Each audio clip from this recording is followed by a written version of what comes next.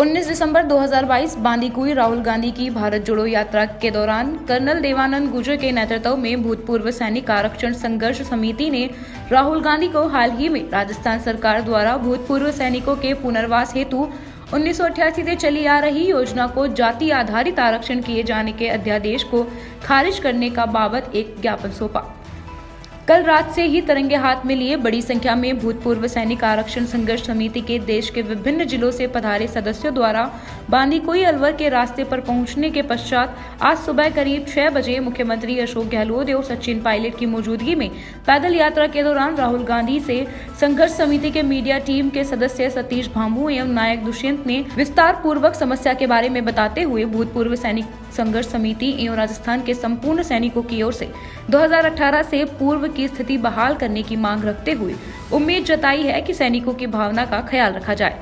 चर्चा के दौरान यात्रा में मौजूद प्रदेश के मुख्यमंत्री अशोक गहलोत और प्रतिनिधि मंडल को जयपुर में मिलने के साथ साथ समस्या के समाधान करने का आश्वासन दिलाया।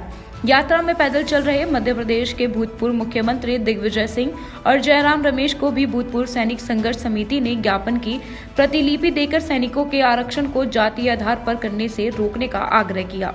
ज्ञापन देने के पश्चात संघर्ष समिति के सदस्यों का स्थानीय सरपंच एवं नागरिकों द्वारा चाय एवं नाश्ता करवाकर सैनिकों की मांग का समर्थन किया एवं भारत मां अमर रहे के जयकारे से इलाका गूंज उठा।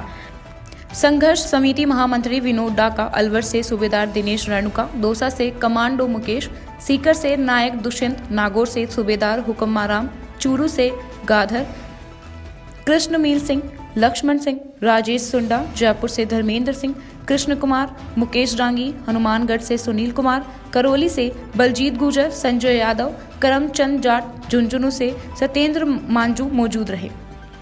अब मैं यहाँ पर आपकी बात कराना चाहूँगा, हमारे युवा साथी जितने हैं, एक बार भारत माँ का जयकारा होना चाहिए हम सबके।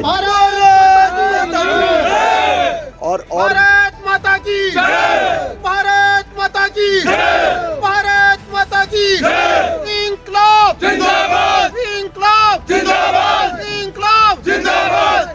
अब मैं आपकी अच्छा चलो अभी हम बात करते हैं जो हमारा दल था, जो बिकॉज सिक्योरिटी के थे सैनिकों को मैं मानता हूँ इस भीड़ के अंदर हम सब लोग जाने में हमारे लोग सफल रहे, क्योंकि हमने यहाँ के राजनेताओं से बहुत गुजारिश की थी कि हमें ज़रा ज्ञापन देने का आप एक बंदोबस्त करें, पर जैसा हमें उम्मीद थी उसके विपरीत उन्होंने कोई मदद नहीं की। नाम लेना उचित नहीं समझूंगा, बड़े बड़े नेता थे कांग्रेस पार्टी के, बट चलिए मैं मानता हूँ सैनिकों के जिस प्रकार से आज इन्होंने अनुशासन के साथ वहाँ खड़े थे तो मिलना हुआ। तो मांझू साहब आप बताएं और विनोद आप बताएं कि आपकी क्या चर्चा हुई और क्या आपने बताया। वहाँ पे सिक्योरिटी को तोड़ने के लिए हमारे कमांडो साहब, ये विनोद जी साहब और ये साहब थे, उन्होंने बहुत चिल्लाया जोर जोर से कि राहुल गांधी साहब को ज्ञापन देने के लिए। हाँ। कमांडो साहब अंदर घुसे थे, उनकी सिक्योरिटी ने बाहर फेंक दिया, इनको भी 3-4 बार बाहर फेंक दिया था।